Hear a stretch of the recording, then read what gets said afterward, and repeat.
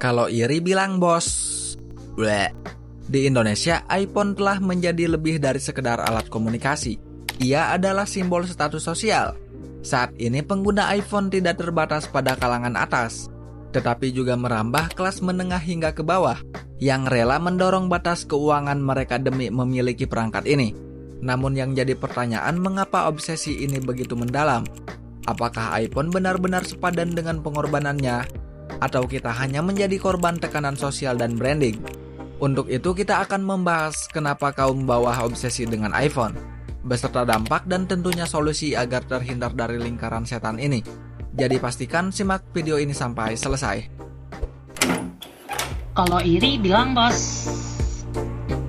Kalau iri bilang. Awal mula iPhone menjadi identitas sosial berawal dari produk revolusioner dari Apple. Tidak hanya dikenal karena kecanggihan teknologinya, tetapi juga karena telah bertransformasi menjadi simbol status sosial yang kuat. Fenomena ini tidak terjadi secara instan, melainkan melalui serangkaian proses dan faktor yang saling berkaitan. Yang pertama karena inovasi dan desain ikonik. iPhone pertama kali diperkenalkan oleh Steve Jobs pada tahun 2007. Perangkat ini hadir dengan konsep layar sentuh yang inovatif, antarmuka yang intuitif, dan desain yang elegan. Inovasi ini memberikan pengalaman pengguna yang jauh berbeda dibandingkan ponsel lain pada masanya. Tampilan yang mewah dan berbeda inilah yang kemudian menarik perhatian dan menjadi standar baru sebuah ponsel pintar. Lanjut, harga yang menciptakan eksklusivitas. Sejak awal kemunculannya, iPhone memang tidak pernah dikenal sebagai perangkat yang murah. Strategi penetapan harga yang tinggi ini secara tidak langsung menciptakan kesan eksklusif dan mewah. Hanya kalangan tertentu yang mampu memiliki iPhone, sehingga perangkat ini menjadi semacam penanda status sosial. HP ku iPhone. HP kalian apa? Vivo ya? iPhone produk besutan Apple ini memang dikenal dengan kualitasnya yang tinggi, desain yang elegan, dan fitur-fiturnya yang canggih.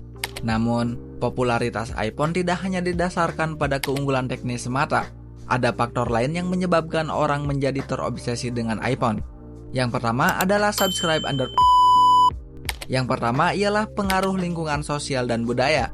Dalam lingkungan sosial tertentu, memiliki iPhone menjadi semacam tiket untuk masuk ke dalam kelompok elit. Orang-orang yang memiliki iPhone dianggap lebih keren, modern, dan sukses. Fenomena ini kemudian memicu orang lain untuk ikut-ikutan membeli iPhone agar tidak merasa ketinggalan dan diakui oleh lingkungannya. Fenomena ini dapat dijelaskan melalui konsep social signaling, di mana barang yang dimiliki seseorang digunakan untuk mengirimkan sinyal tertentu ke lingkungan sosial. Dalam hal ini, iPhone menggambarkan kesuksesan, stabilitas, dan prestis. Lanjut, peran media sosial dan FOMO. Di era media sosial, iPhone semakin menjadi simbol status yang dipamerkan. Manusia berlomba-lomba mengunggah foto-foto mereka dengan iPhone terbaru di berbagai platform media sosial. Para selebriti dan influencer juga turut berperan dalam mempopulerkan iPhone sebagai simbol gaya hidup mewah. Budaya gengsi memainkan peran besar dalam pola konsumsi masyarakat Indonesia. Selain itu, fear of missing out atau ketakutan akan tertinggal tren memperkuat keinginan untuk memiliki iPhone. Hal ini menciptakan tekanan sosial yang membuat individu merasa tertinggal jika tidak memiliki iPhone, meskipun mereka sebenarnya tidak memerlukannya. Yang terakhir ialah citra merek yang kuat. Harga tinggi yang dipatok Apple justru menciptakan aura eksklusivitas yang semakin meningkatkan daya tarik. Apple sebagai produsen dari iPhone juga punya peran besar dalam menciptakan citra merek yang kuat. Mereka selalu menekankan kualitas, inovasi, dan desain premium dalam setiap produknya. Padahal faktanya setiap seri iPhone tidak memiliki perbedaan yang signifikan dari seri pendahulunya. Ditambah lagi strategi pemasaran mereka yang cerdas berhasil membangun persepsi bahwa iPhone adalah ponselnya orang-orang sukses dan bergaya hidup mewah. Alih-alih mempromosikan spesifikasi teknis seperti RAM atau prosesor, seperti kebanyakan brand ponsel Android di Indonesia, iklan iPhone seringkali fokus pada cerita emosional, seperti momen keluarga atau kemampuan membuat video sinematik.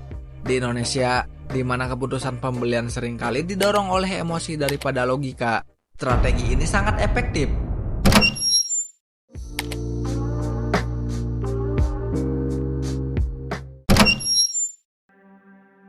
Dan yang lebih parahnya lagi, beban finansial ini bukan cuma soal harga iPhone itu sendiri, tapi juga pengeluaran tambahan yang datang setelahnya. Misalnya, setelah membeli iPhone, seseorang mungkin merasa butuh untuk membeli aksesoris yang mahal, mulai dari case premium, screen protector, hingga AirPod, belum lagi biaya langganan aplikasi, iCloud, atau bahkan servis resmi yang harganya jauh lebih tinggi dibandingkan merek lainnya. Banyak orang yang akhirnya terjebak dalam siklus konsumsi yang tidak ada habisnya ini. Mereka berpikir, saya sudah punya iPhone, jadi harus beli ini dan itu, biar makin keren gitu. Padahal, uang yang dihabiskan bisa digunakan untuk hal yang jauh lebih bermanfaat.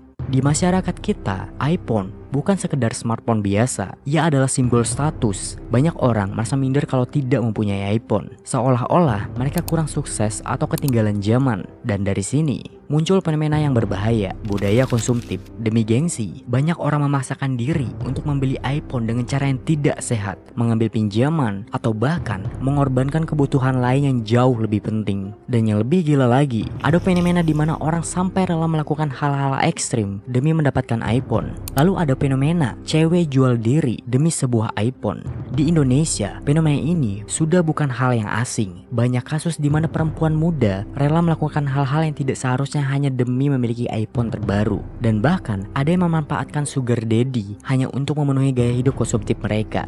Ini bukan sekedar masalah moral, tapi juga bukti nyata bahwa iPhone punya daya tarik yang luar biasa kuat sampai bisa membuat orang mengambil jalan pintas yang merugikan diri sendiri. Dan ini tidak cuma berlaku untuk perempuan. Banyak juga laki-laki yang merasa harus punya iPhone demi terlihat keren dan demi bisa diterima dalam pergaulan mereka. Lalu ketergantungan dan kecanduan. Apple itu memang pintar. Mereka merancang iPhone supaya penggunanya terus terhubung dan semakin sulit lepas dari perangkatnya. Dari desainnya nyaman di tangan, tampilannya smooth, ditambah lagi akses cepat ke media sosial membuat orang makin kecanduan scrolling tanpa sadar sudah menghabiskan berjam-jam waktunya. Dan hasilnya, makin banyak orang yang terjebak dalam dunia digital, membandingkan hidup mereka dengan orang lain, merasa kurang, merasa tidak cukup keren, dan ujung-ujungnya terjerumus dalam lingkaran konsumsi yang tidak ada habisnya. Tapi, apakah kita harus pasrah dan selalu mengikuti lingkaran setan ini?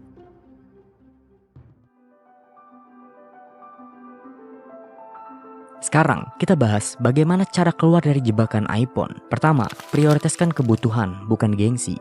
Sebelum membeli sebuah iPhone, tanyakan kepada diri sendiri, apakah saya benar-benar butuh atau hanya ingin terlihat keren? Banyak sekali ponsel lain di luar sana yang fiturnya setara dengan harga yang jauh lebih masuk akal. Lalu, bijaklah dalam mengelola keuangan. Jangan membeli iPhone dengan mencicil kalau itu membebani keuangan. Prioritaskan kebutuhan yang lain yang lebih penting, seperti pendidikan, tabungan, ataupun investasi. Dan banggalah dengan produk alternatif. Tidak ada yang salah untuk memilih sesuatu yang sesuai dengan kondisi finansial kita. Ini semua sebenarnya balik ke mindset kita sendiri. Kita yang menentukan apakah kita mau terjebak dalam gengsi atau memilih sesuatu yang lebih rasional. Jangan sampai kita terjebak dalam pemikiran bahwa punya iPhone berarti lebih keren, lebih sukses, atau lebih dihormati. Yang lebih penting adalah bagaimana kita mengelola hidup dan keuangan dengan bijak. Apa pendapat kalian? Apakah kalian setuju atau punya pengalaman sendiri?